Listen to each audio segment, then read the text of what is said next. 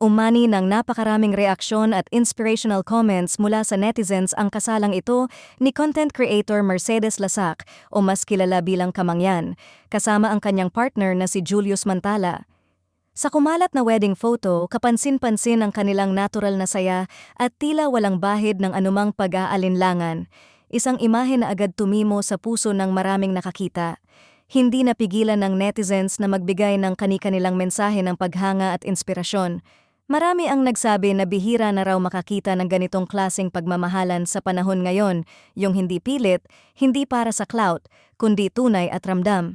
May ilan pang nagbahagi na nakaka-inspire raw ang kanilang kwento dahil ipinapakita nito na posible pa rin ang simple pero totoo na relasyon sa gitna ng magulong mundo ng social media. Pero kasabay ng mga positibong komento, hindi rin nawala ang mga usap-usapan.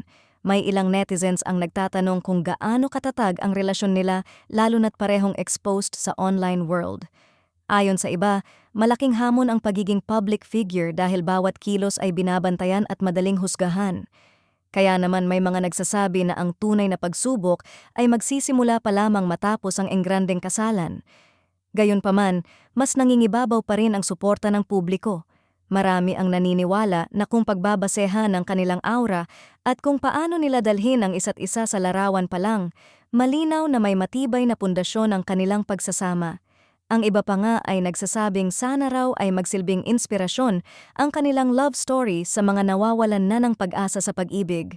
Sa huli, ang kasalang ito ay hindi lang basta selebrasyon ng pag-iisang dibdib, kundi naging simbolo rin ng pag-asa at paniniwala ng marami na ang tunay na pagmamahal ay nananatiling buhay kahit sa gitna ng ingay at intriga ng mundo.